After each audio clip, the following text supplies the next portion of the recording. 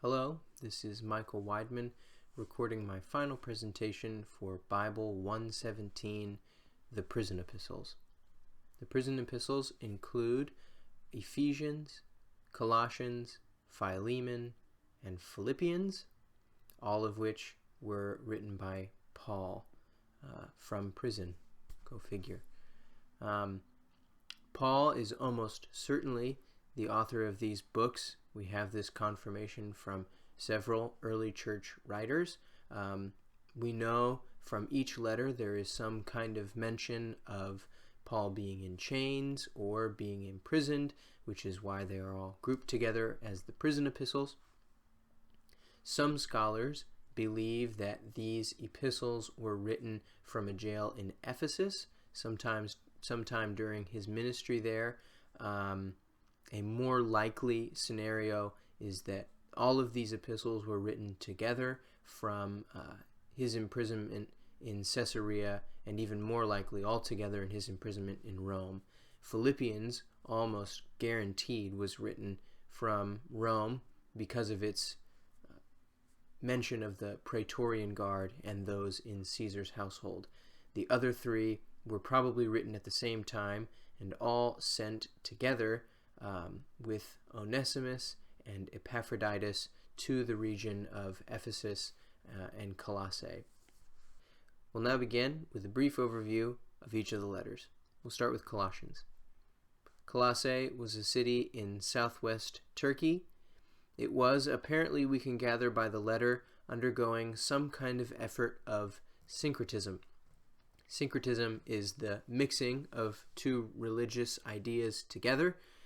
Primarily this was taking place, people saying, you don't need Jesus' work, you can rely on these other things, these other religious practices that look wise, that look spiritual, but you don't need to rely on Jesus. Paul is writing to reaffirm the absolute supremacy of Jesus, of his work, and the uselessness of the other religious practices, whether Jewish or pagan in origin. We'll move on to talk about Philemon. Philemon is a personal letter, actually. The other three are written to churches. Philemon is written to a single man, Philemon. The occasion of the letter seems to be that Philemon's slave, Onesimus, had ran away and was converted by Paul while he was in jail. Onesimus became a useful partner to Paul in the gospel and a close friend, and Paul sent Onesimus back to Philemon to right some kind of wrong, possibly theft, that Onesimus had committed against Philemon, and to urge Philemon to receive Onesimus back as a brother. Next, we'll tackle the book of Ephesians. The city of Ephesus was in southwest Turkey as well, actually very close to Colossae. It was a huge metropolitan center with all kinds of different people and ideas. We read in the book of Acts that there was much witchcraft and magic being practiced in the city of Ephesus.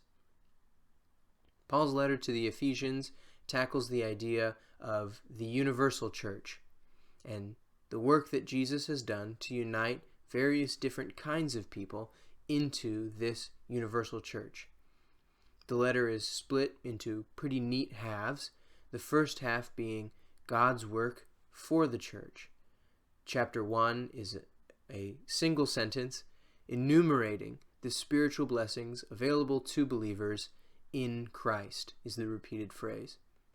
Then the second half of the letter goes on to talk about how Christians ought to respond in becoming a new person with new actions that correspond to the change that has taken place in them because of the work of Christ.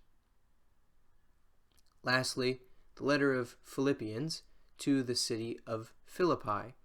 This is in Macedonia, the first city that Paul visits when he leaves Turkey in his second missionary journey.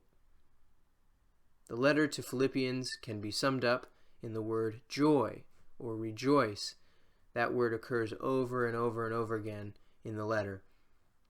It is notable that in Paul's imprisonment, he writes to the Philippians of his overwhelming joy in them, in their love for him, and in his love for them. The center of the book is a beautiful poem talking about Jesus' humility, not using the powers of the Godhead, but becoming like us in human form, and even in human form, obeying God fully, even unto death. This humility characterizes Paul's life and ministry, and is what lends to his ability to be content in every circumstance and experience joy even in prison and in the tough times that he was going through. That is a short summary of each of the prison epistles. I hope you enjoyed this final presentation.